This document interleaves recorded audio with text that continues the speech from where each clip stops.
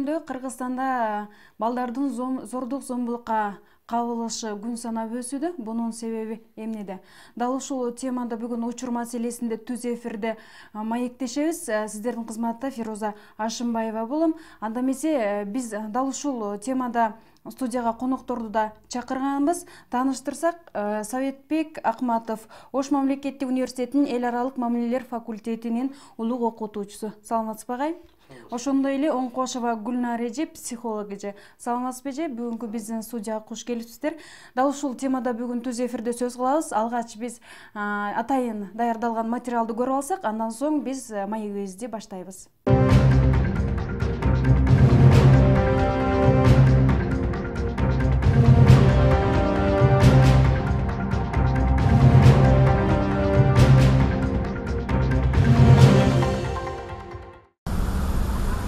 Кыргызстанда балдарга карата зордук зомбулук акыркы күндөрү көп катталууда. Зомбулуктун эң көп жайылган түрү бул үй бүлөдөгү басмырлоо. Адистердин айтымында айрым ата-энелер балдарды тарбиялоо максатында уруп коюу, орой сөздөр менен урушуу, тентектик үчүн жазалоо кадимки көрүнүшкө айланды. Адистер ата-энелер бала менен болгон мамилени башкача нукка бурууга тийиш деп эсептешет.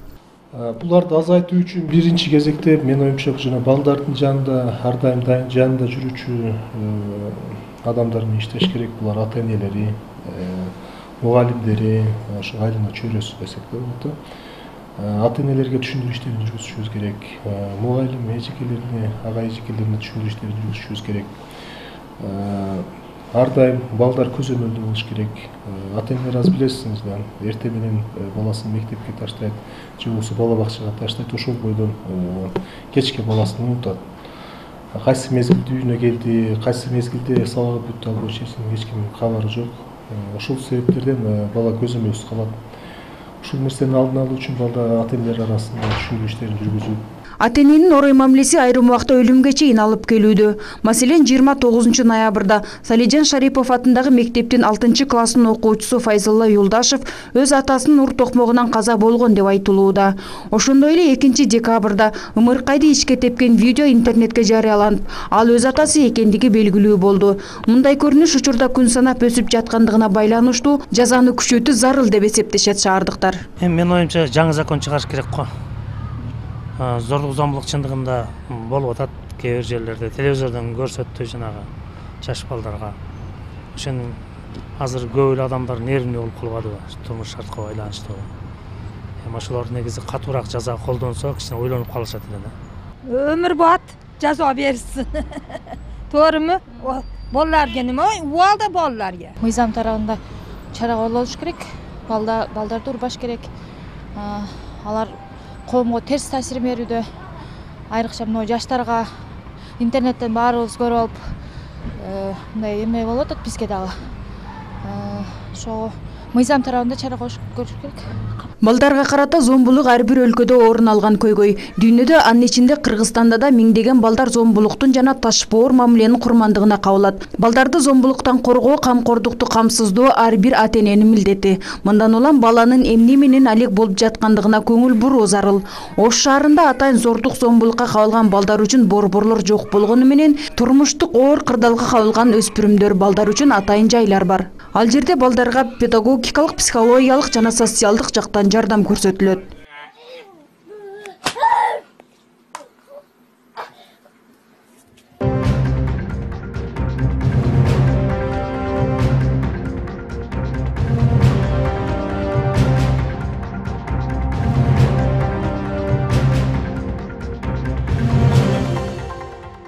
Урматтуу телекөрүүчүлөр, эскерте кетели, биз түз эфирде иштеп жатабыз. Бүгүнкү биздин темабыз үй бүлөдөгү зордук зомбулукка кабылган балдар эмне себептен кабылып жатат. Дал ушул темада сөз кылабыз. Эгер сиздердин да кандайдыр бир ой пикирлериңиздер болсо, бизге түз байланышка чыгып, коноктордон суроо узатып, жооп алып алсаңыздар болот. Ал үчүн сиздер 276-52 номуруна чалып, биз менен баарлашсаңыздар болот.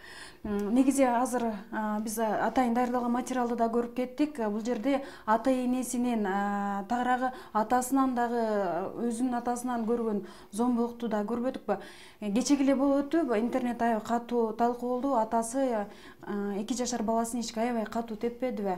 Бул атасына негизи өз атасы болгондуктан бул атага негизи өз аталарына кандай жаза колдонуш керек деп ойлойсуз агай? Сабитбек агай, алгачкы суроо сизге болсун. Саламатсыздар, урматтуу телекөрүүчүлөр. Учурдун маселеси деп ушул маселени алып чыгып аткан Ош телевидениесине ыраазычылык билдиребиз. Анткени чындыгында эле мына 2-3 күн мурда болгон окуя социалдык тармактардан көрсөтүлүп, республиканын коомчулугунда абдан тескери пикирлер жаратты да. Менимче коомчулуктун мындай реакциясы, массалык маалымат каражаттарынын мындай реакция кылышы мыйзам ченемдүү көрүнүш. Анткени могул эпизодду көрүп туруп жүрөгүң титирегенге чейин барды да. Анткени биз балдар биздин келечегибиз деп айтабыз да, келечекке биз ушунда мамиле кылсак, анда келечекте биздин балдар ким болуп өсөт, кандай адам болуп чоңоюшат? Ошол адамдар биздин мамлекетибиздин, кыргыз элибиздин, кыргызстандыктардын келечегин алып кете турган, мамлекеттин экономикасын, социалдык тармагын өркүндөтө турган инсандар боло алабы? Жок, андай болбойт. Мындай көрүнүштөргө биз сөзсүз түрдө бөгөт коюшубуз керек. Анткени биз рынок экономикасынын айрым бир негативдүү жактарын мамлекеттин жардамы менен, коомчулуктун жардамы менен тегиздеп, негизи социалдык чөйрөгө, анын ичинде тарбия берүүгө түздөн түз абдан күчүрөк мамиле кылбасак, биздин келечегибиз жок болуп калышы мүмкүн да. Гүлнар эже, айтсаңыз, мындай абалга бир жөнөкөй адам же орусча айтсак нормальный адам бир урбайт да өз атасын, өз баласынчы. Бул кандайдыр бир психологиялык жактан жабыркаган адам болушу мүмкүнбү? Эми чындыгында азыркы учурда биздин коомубузда ошо балдарга карата болгон зордук зомбулук аябай күчүп атат да күндөн күнгө. Бул балдарга кандай зордук зомбулук күчүн жана физиологиялык жактан бул балдардын денесине кандайдыр бир жаракат келтирүү. Мына ошол социалдык тармактарда көрсөтүлгөн жана чоң эле адамдын 50 жашка чыгыптыр, мына ошол адам өзүнүн 2 жаштагы баласын бул физиологиялык жактан денесине жаракат келтирди да. Эми мындай нерселерге биз сөзсүз түрдө бөгөт коюшубуз керек.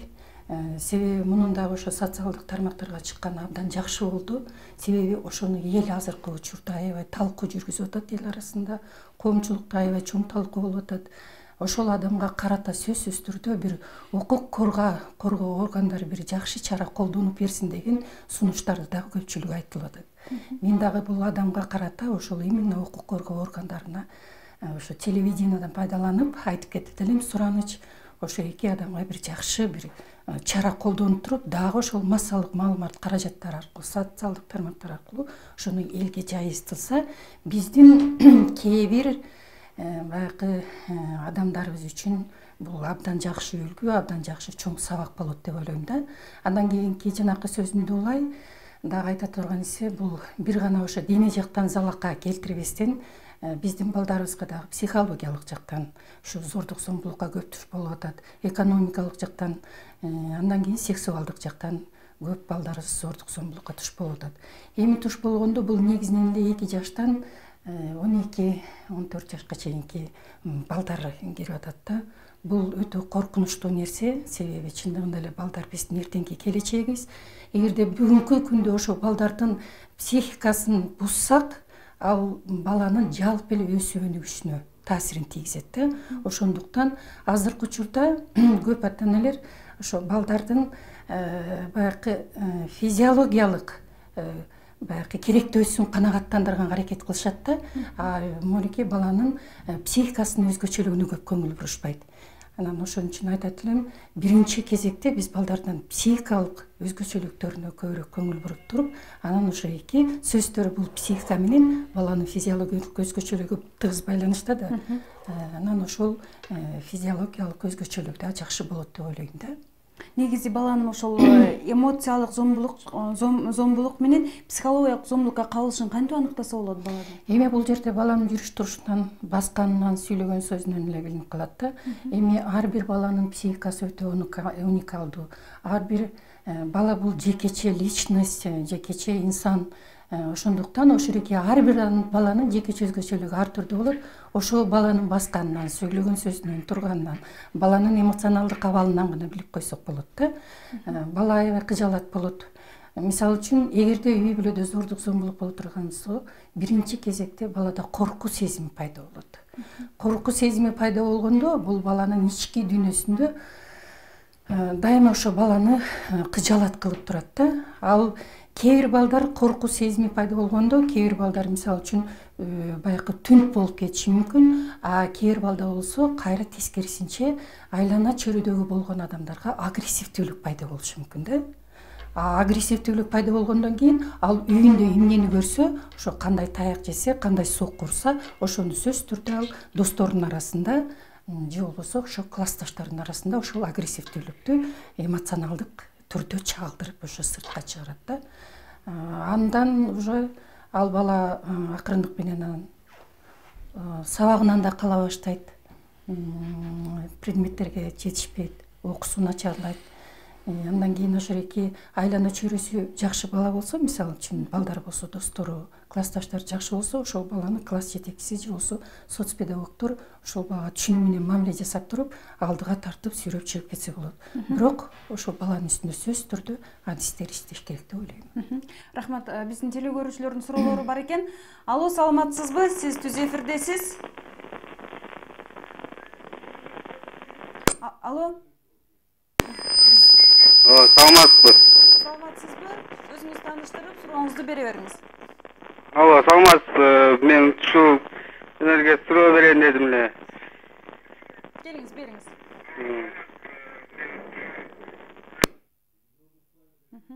Эмне үчүн жөнөкөй эле адам өзүнүн баласын урса эле чара көрөсүңөр,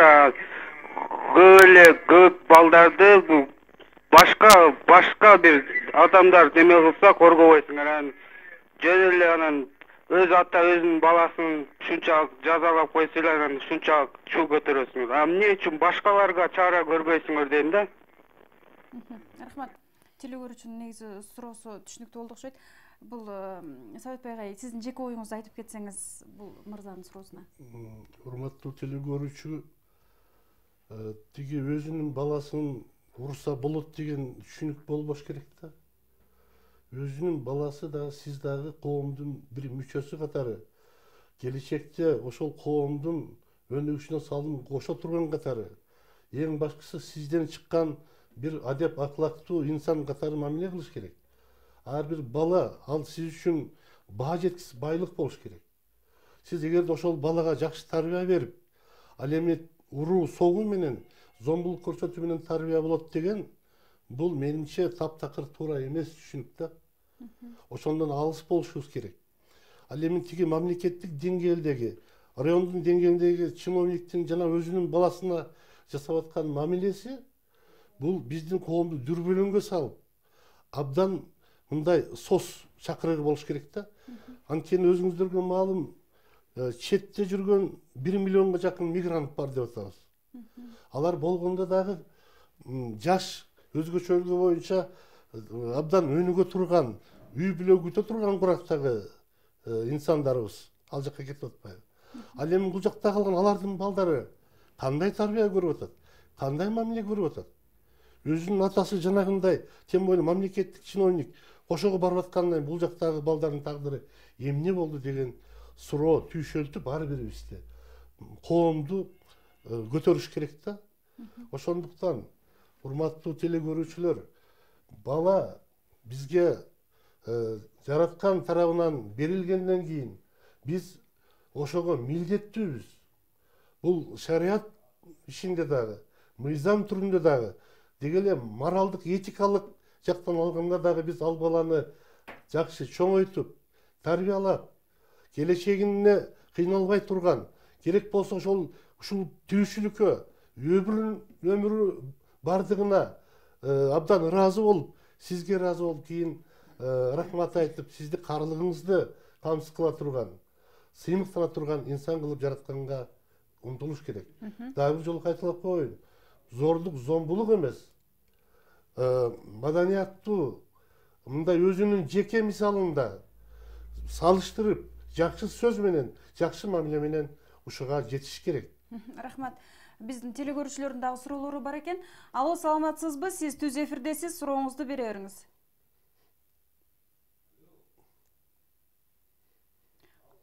Алло, саламатсызбы? Сиз түз эфирдесиз.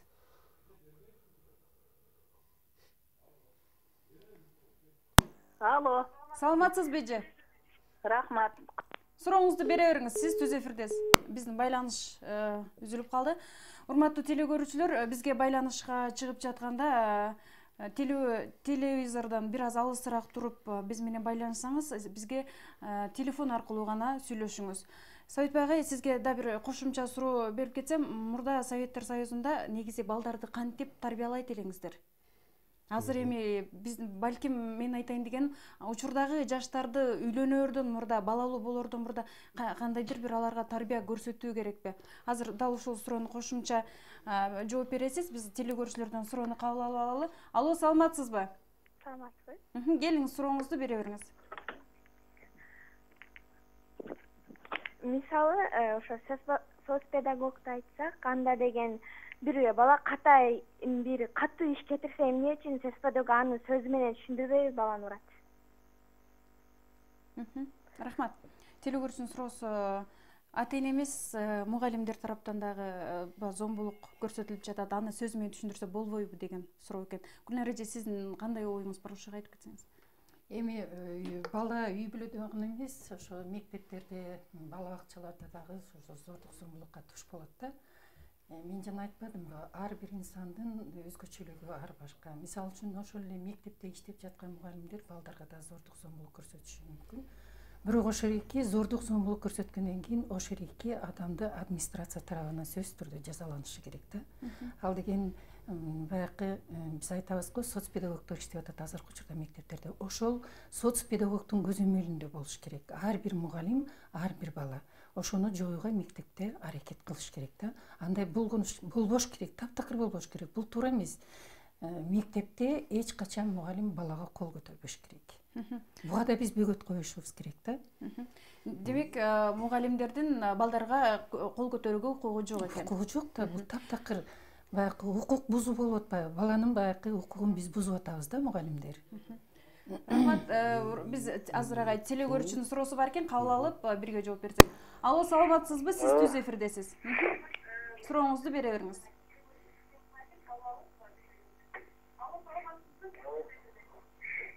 Алло. Урматтуу телекөрүүчү, сиз түз эфирдесиз. Сурооңузду бере бериңиз. Алло, саламатсыздарбы? Мен Өзгөндөн болом, атым Нурдин. Угатасызбы мени? Биз сизди угуп жатабыз. Сурооңузду бере бериңиз. Мен айтайын дегеним, азыр мынау айтып атам, мына укук коргоочулар кимдер, мынау доказательство жок, канчасын камап атат, мынау канча жылдан бери камакта отургандар бар экен, баягы подстава менен киргизгендер, ошолорго бир жардамы тие, булар тийбейби, амнистия же эмне кылат, колдорунан келеби бир нерсе? Рахмат сурооңузга. Урматтуу телекөрүүчүлөр, бизге байланышка чыкканда бизге телефон аркылуу гана байланышсаңыздар, анткени бизде сыналгыдан укканда 7 секундалык убакыт көп айырманы көрсөтүп коет. Советбай агай, сиз кошумчалап кетсеңиз, андан кийин жанагы берген суроого да жооп берип кетсеңиз. Эми Советтер Союзунда тарбия абдан мыкты болчу. Анткени ал кезде бир партиянын идеологиясы, социализм деген социалдык адилеттүүлүк камсыз кылган доор деп, анан мамлекет абдан жарандар үчүн кам көрүп, эртең кайдан акча табам, кайда жумушка барам деген көйгөйлөр жок маселе да. Бардыгын мамлекет даярдап берчү. Бирок бул ностальгия катары айтылган сөз эмес. Албетте, ал социализм убагында да өзүнчө көп минус жактары болгон. Бирок тарбия маселесинде чындыгында эле абдан мыкты жетишкенбиз да. Советтер Союзу ушу дүйнөлүк аренада элдин сабаттуулугу боюнча биринчи орунга чыккан мамлекет. Бардык жаштар, балдар сөзсүз түрдө мектепке тартылып, билим алуучуда толук орто билим же болсо 9-класстын базасында билимге ээ болуп, анан окубай калган бала деген жок маселе да. Бул жерде баягы коомдогу тескерүү көрүнүштөр ал кезде да жок эле. Айталы коррупциянын гүлдөп өсүп өнүп атышы, кадр тандоо маселесиндеги кемчилдиктер, абдан мындай бир нукка салып партия, айталы резерв кадрлардын резерви деген түшүнүк бар эле да. Ким эртең кандай ишке болот, ал уже даяр болчу. Ким келет эгерден биринчи лицо башка жака жылса. Себеби партиянын ошол түпкүлүктүү системалуу түрдө бир өзүнүн жумушу болгондо, ал эми азыр негативдүү көрүнүштөр көбөйүп кетти. Жапай капитализмге биз көбүрөөк ыгып кеттик. Ошондуктан көбүнесе социалдык себептерге байланышкан коомдогу проблемалар көбөйүп кетти да. Мисалы үчүн жанагындай турмуш деңгээлинин өтө түшүп кетиши. Кстати, вот социалдык маалыматтар боюнча биздин калктын 2 миллионго жакыны айлык киришеси $36 кем экен да учурда. Мына 2 миллион калк $36 чейин болсо жакыр деп айтылат да. Ал эми $11, бул бир айдагы бир адамдын киришеси $11 чейин болсо өтө жакыр да. Мындайлар 11% болуп атат да. Демек, ушул проблемалар келип туруп, жанагы тарбияга дагы өзүнүн таасирин тийгизип атат. Ата-энелер сыртта болуп калып атат. Эми бирок негизи бул маселеге айтып атпайбызбы? Бала бакчадан тартып, мектеп, анан атайын орто окуу жайлары, жогорку билим берүүчү окуу жайлар сөзсүз түрдө көңүл буруш керек. Урматтуу телекөрүүчүлөр, биз түз эфирде иштеп жатабыз. Биздин бүгүнкү тема үй бүлөдөгү зордук, зомбулукка кабылган жаш өспүрүмдөр жөнүндө болуп жатат. Сиздердин да кандайдыр бир ой пикирлериңиздер болсо, 276-52 номуруна чалып, биз менен баарлашып, студиядагы конокторго суроо берип, жооп алып алсаңыздар болот. Бизде телекөрүүчүлөрдүн суроолору бар экен, дароо кабыл алып, жообун суроосун кабыл алсак. Алло, саламатсызбы? Алло, эмне бошосуң? Алло, урматтуу телекөрүүчү, сиз түз эфирдесиз. Алло. Саламатсызбы? Мен мында суроо берейин дедим эле да. Мен мында төмөңдө суроогум бар да силергечи. Айта бериңиз. Угулуп атабы? Угулуп атат. Мен неберем да ушундай зомбулукка кабылдыбы дедим да. Ошон үчүн участковый милицияга кайрылдым эле да кечээ 1-2 күн мурунчу. Анан милициялар келип териштирип сурап кетсе. Урматтуу телекөрүүчү, сиз өзүңүздүн сөзүңүздү укпастан бизге суроону бере берсеңиз болот. Милицияларга уже звонок келип атыптыр да, мен полковник менен Биз урматтуу телекөрүүчүнүн суроосун түшүнө албай калдык. Ошон үчүн сиздерде бир ишен номурлар бар, сиздерге кайрылса түздөн түз жардам бере аласыздарбы? Рахмат. Телекөрүүчүнүн негизи суроосу түшүнүксүз болуп калды, бирок кандайдыр бир жабыркаган адамдар болсо жардам бере аласыздарбы дейт. Күнөр эже, бул сизге болуш керек психологиялык жактан. Бизде Ак жүрөк кристик борбор бар, шаарда билесиңер, баарыңар 15 жылдан бери иштеп атабыз. Вот именно зордук зомбулукка кабылган аялдарга, балдарга, эркектерге, кары картаңдарга биз жардам көрсөтөбүз. Ошон үчүн мынакей азыр биздин телекөрүүчүбүз кайрылып атат. Биздин ошо кристик борбор кайрылсын. Биз сөзсүз түрдө ошол баланы көрүп, карап туруп, анан ошо балага психологиялык болсо психологиялык жактан жардам бергенге аракет кылабыз. Себеби бизде атайын программалар бар, ошол эки баланын үстүндө иштейбиз да. Негизи Күнөр эже, сизге кошумча суроо, ошол мен ушундай бир аз ден соолугум жабыркап жатат деген, мен балдарыма же болбосо үй бүлөмө же жубайыма ушундай катуу мамиле жасап жатам, мен өзүмдү кандай сезсем деген суроолор менен аталар же болбосо энелер кайрылабы сиздерге? Ооба, кайрылышат. Бизге өзү 2010-жылга чейин Ак жүрөк кристик борборуна өтө аз эркектер кайрылчу эле да. Ушу 2010-жылдан кийин бизге эркектер көбүрөөк кайрылып калышты. Себеби бизде психолог десе баягы психологко баргандан уялуучу да, мен жинди эмесмин деген мааниде ушундай түшүнүк бар эле бизде. Азыркы учурда кайрылышат, көп адамдар кайрылат. Негизинен бизге ошол өспүрүм курактагы балдар, 1-2 курстун студенттери көбүрөөк кайрылат. Андан кийин аталар кайрылат. Ушу балдарына кандай мамиле түзүш керек? Мисалы үчүн өспүрүм куракта ушу 11 жаштан баштап 15 жашка чейинки мезгилде биздин балдардын организминде аябай чоң кризис болот да. Мына ошол кризисте, ошол учурда бала менен ата эненин ортосунда баягы мамиле түзүү бузулат. Мына ошол мезгилде кайрылып атышат, ошолорго биз консультация беребиз. Рахмат, биздин дагы теле көрүүчүлөрдүн суроолору бар экен. Урматтуу теле көрүүчү, сиз түз эфирдесиз, сурооңузду бере бериңиз. Саламатсыздарбы? Саламатсызбы? Сурооңузду бере бериңиз. Алло, кандай жакшысыздарбы? Саламатсыздарбы? Саламатсызбы? Келиңиз, сурооңузду бериңиз. Азыркы көрсөткөн 2 жашар баланын ненесине силер кандай көз карашта турасыздар? Рахмат. Теле көрүүчүнүн суроосу түшүнүктүү болуп кетти. Биздин теле көрүүчү жаңы кошулган теле көрүүчү окшойт. Советбай агай, сиз эжеге жообуңузду берсеңиз, кандай көз караштасыздар дейт? Бул жерде кандай көз караш болмок эле? Албетте таптакыр тескери көз карашта. Бул окшогон инсан сөзсүз жазасын алыш керек. Мыйзам тарабынан, коомчулук тарабынан. Плюс анткени бул мамлекетте кызматчы болуп атпайбы? Райондук мекеменин жетекчисинин орун басары. Бул абдан чоң маселени көтөрүп атат и көргөзүп атат. Ошондуктан биздин жаңы шайланган президентибиз, жогорку бийликтин башка бутактары бул маселени, кадр тандоо маселеси караш керек. Көздөрү май басып калган чиновниктер абдан көп. Мына абдан уят иш болду. Ал эми бул багытта, могу тарбия берүү маселесинде Ош мамлекеттик университетинин жасап аткан иштери абдан алгылыктуу да, Фируза. Анткени быйылкы окуу жылын Ош мамлекеттик университети адамдык мамилелерди өркүндөтүү деген девиз менен кылып жарыялады. Бул деген сөз ошо тарбияны да камтып атат. И эң башкысы адамдардын бири-бирине болгон аяр мамилеси. Адам үчүн чоң бажетси, байлык экенине түртүшүбүз керек да коомду. Мына япондар эмне үчүн абдан бай мамлекет.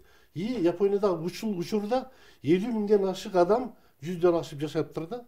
Анан бул узак жашоонун мааниси эмне дегенде, бул узак жашоонун мааниси бирине болгон абдан мындай мамиленин түздүгү, тактыгы, боорукердик мамиле, үнүн даже мындай көтөрбөстөн сүйлөшүү болуп атпайбы жылдуулар боюнча.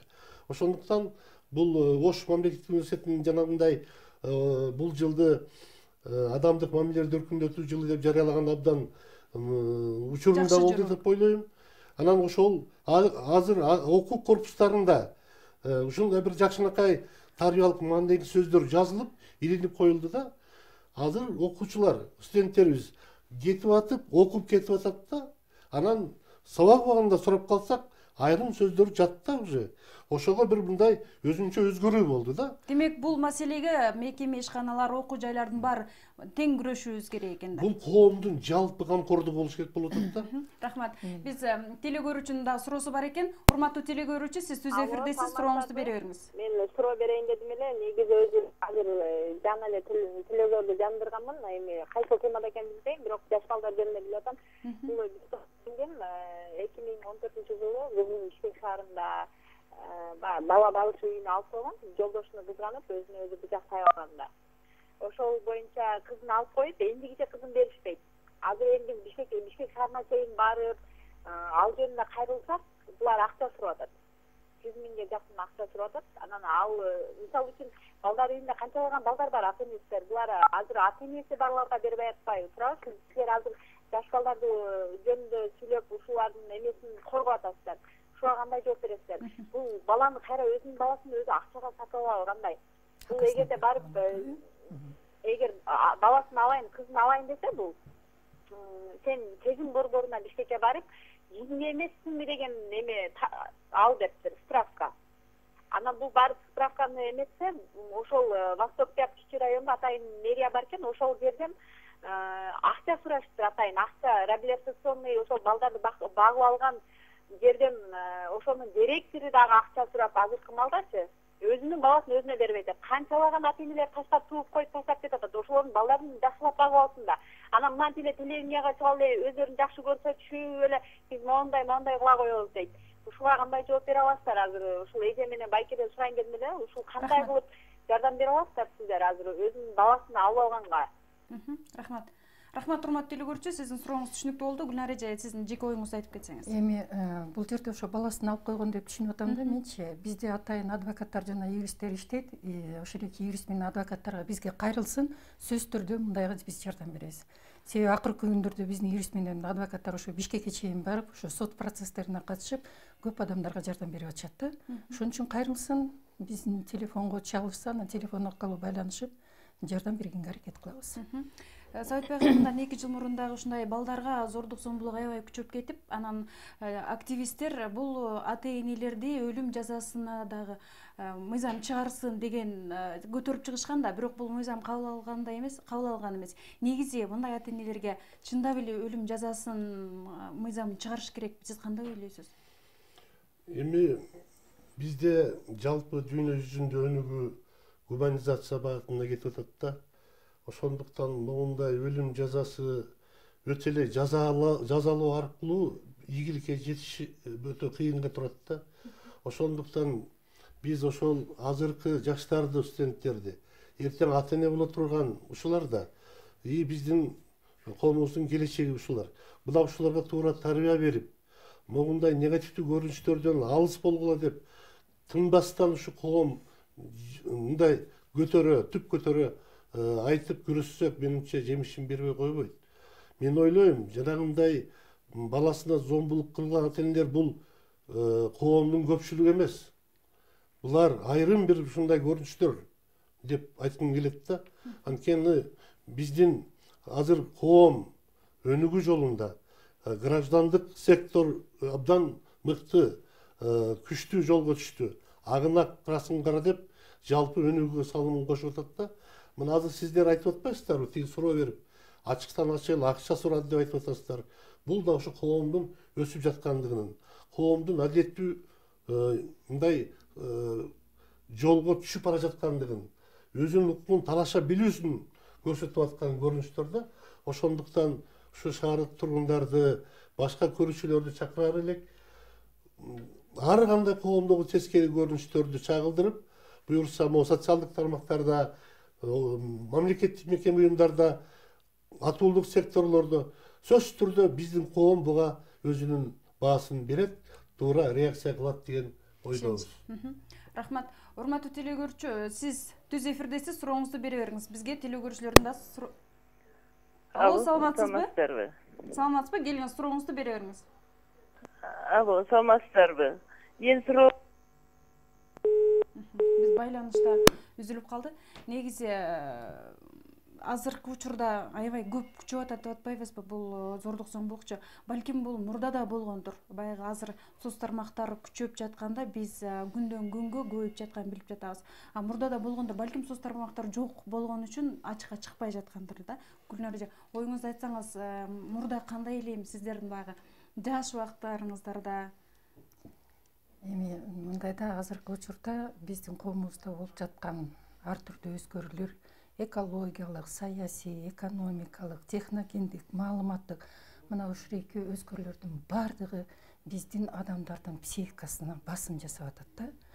Мына ошондон проблема көбөйүп атат. Психика басым болгондон кийин сөзсүз түрдө ошол адам жабыркайт. Ошол адам стресске кабыл болот. Ошол адам депрессияга түшөт да. Мына ошонун бүт баардыгы адамдын жүрүш турушуна, адамдын байыркы чөйрөдөгү адамдарга мамиле жасоосуна тескери таасирин тийгизет да. Ошон үчүн жана мен өтө баса белгилеп кеткеним ошол атайын адистерге адамдар кайрылыш керек, адистер жардам беришет депчи. Эми жанагы айтып кетпеди, мурунку социалисттик коомдо чындыгында байыркы билим берүү жана тарбия бир нукка түшүп, ыраттуу түрдө ошо мектепке чейинки мекемеден баштап балдарды биз 1,5 жаштан баштап садикке берчү элек. Ошол мезгилден баштап мектепти бүткөнгө чейин ушу мамлекеттин көзөмөлүндө болчу. Ал кезде мугалимдер күчтүү эле, ал кезде мугалимдер аябай жакшы иштешчү, жакшы тарбия беришчү. Андан кийин чындыгында эле биз эртеңки күнү ач калабыз, эртеңки күнү үйсүз калабыз деген проблема болгон эмес да. Анан бир ошо мамлекеттин өзүнүн идеологиясы бар эле. Бул мамлекеттин идеологиясы дагы барки коомдун алга жылышына абдан чоң роль ойнойт да. Ошондуктан азыркы, конечно, мен айтпайм, ал учурдун дагы өзүнүн жакшы жана жаман жактары болгон. Ошол жакшы жактарын азыркы учурда биз алышыбыз керек да, жаман жактарын алып салышыбыз керек. Анан азыркы учурда мен ойлойм ошо биздин элге көбүрөөк маалымат берүү керек болот. Эми азыркы учурда билесиңер 25-тен баштап ноябрдын 13 декабрга чейин бизде жанакы 16 күндүк акция жүрүп атат. Бул аялдарга зордук зомбулукка каршыбыз деген. Азыр биз бардык мектептерде, окуу жайларында, орто жана жогорку жайларында ушу маалымат берүү кампаниясын өткөрүп атабыз. Ошол жерде ушу аялдарга жана балдарга карата болгон зордук зомбулуктун түрлөрү жөнүндө, ошолордун өзгөчөлүктөрү жөнүндө, эмне себептен ошого барып атат, ошону кандай токтотуш керек, чоң талкуу өткөрүп атабыз.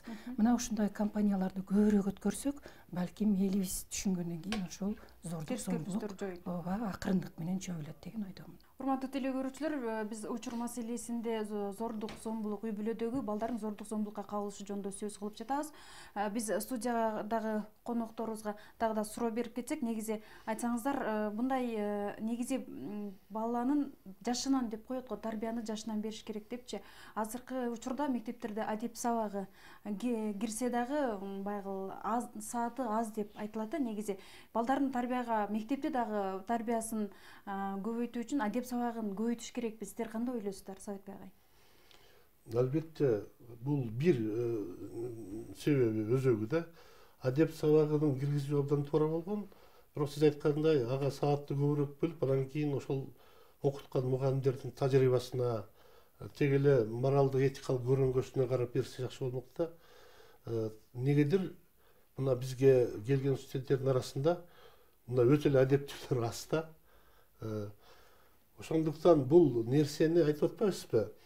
Тиги үй бүлө, андан кийин бала бакча, андан кийин мектеп, окуу жайлары, жалпы эле коомчулук системалуу түрдө алып кетпесе ийгилик жаралышы кыйын да. Ошондуктан бул жерде мына моундай көрүнүштөрдүн болуп аткандыгы баягы звено бир жерден үзүлүп калгандай сезилип атат да. Акыйкатта биз жанагы тигилердин, биздин эмгек мигранттардын бул жака которгон акчасы $2 миллиард деп экономикага салым кошуп атат деген менен биз абдан чоң жоготууга учурап атабыз да. Биз коомубуздун бир бөлүгү тарбия маселесинен, анысыны ата эненин мээриминен ажырап калып атат да. Ал эми андай көрөнгөсүнө куюлбаган нерселер кийин жемишин бериши кыйын да. Ошондуктан биздин мамлекет мына буюрса жакшы эле өнүгүү жолунда кетип атабыз. Эмгек орундарын, жумуш орундарын түзүп, ошол жакта жүргөн ата энелердин бияка кайтуусун камсыз кылып, бизде деле мындай экономиканы өнүктүрүп кеткенге абдан чоң мүмкүнчүлүктөр бар. Мисалы мына бир эле мисал, биз энергетикалык потенциалыбызды 10% колдонуп бүгүнкү күндө мына буюрса жарык өчүрбөй экспортко чыгара баштадык Өзбекстанга 500 миллион киловатт саат. А бизде 90% өздөштүрүлбөгөн гидроэнергетикалык ресурстар турат да. А бул деген канчалык жумуш күч болор эле. Канчалык үй бүлөнү алдыга тартып кетет эле. Канчалык бала ыйлабай, көз жашы кургап, жүзүн сүйүнүч арлайт эле да. Ошондуктан бул жерде бийликте иштеп аткандардын орду, ролу абдан чоң. Жалпы коомчулук, мен сөзүмдү кайталап коеюн, буга мындай түп көтөрө жапатырма кириши керек. Рахмат. Гүлнар эже, акыркы суроону берсем, андан кийин биз эфирди жыйынтыктайбыз. Негизи эле баланы кандай тарбиялаш керек үй бүлөдө? Эми азыркы учурда бизде адеп акылактуулуктун деградацияланышы, баягы билим берүүнүн көп жерде деградация болушу, ушуреки ар бир үй бүлөгө өзүнүн залкасын тийгизип атат да. Мисалы үчүн мен ушу көп эле ата энелер бизге мисалы педагогикалык, психологиялык билимге ийбиз да. Ошондуктан үй бүлөдөгү бир гана үй бүлөдө тарбия болбойт да. Бул мектепте болот, бала бакчада болот.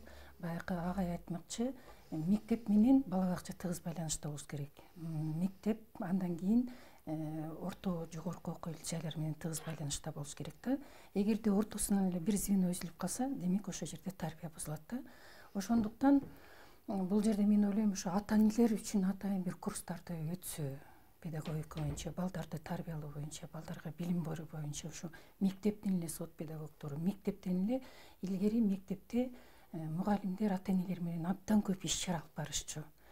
Мына ошол иш-чараларды кайрадан жаңыртса, мына бүгүн как раз биз Кара Суу районунун соц педагогдор менен жолугуш өткөрдүк. Ошол жерде да ушул проблеманы көтөрдүк да, ата-энелер менен көбүрөөк иш алып баруу маселесин. Себеби азыркы учурда чындыгында биздин үй бүлөдөгү балдарды тарбиялоо өтө начарлап кетти. Үй бүлөнүн баалуулуктары аябай төмөндөп кетти.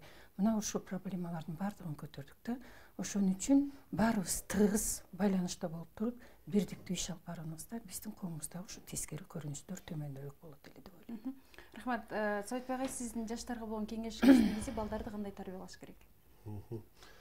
Мен жанагы биз жогоруда айткан адеп акылактык маселелер боюнча жазылган айрым бир сөздөрдү айттым эле. Ошолордун айрымдарын окуп калсам менимче жооп болот деген ишенимдемин.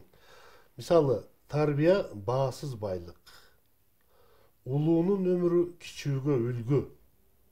Адамдын башкы милдети ыймандуулук, кайрымдуулук. Сөз башаты адеп. Билимдин күчтүүсү адамдык, адамгерчилик. Билим издеген өсөр, бүлүк издеген өчөр. Мээнет болбой, дөөлөт болбойт деген кереметтүү сөздөр менен мен жооп берсем, менимче туура болот. Рахмат. Бүгүнкү биздин студиябызга келип бергениңиздер үчүн чоң рахмат. Бүгүнкү биздин көрсөтүүдөн кандайдыр бир айрым ата-энелер тарбия алып калды деген ниеттебиз. Урматтуу телекөрүүчүлөр, учур маселеси өз эфирин жыйынтыктайт. Кийинки эфирден жолукканга чейин саламатта калыңыздар.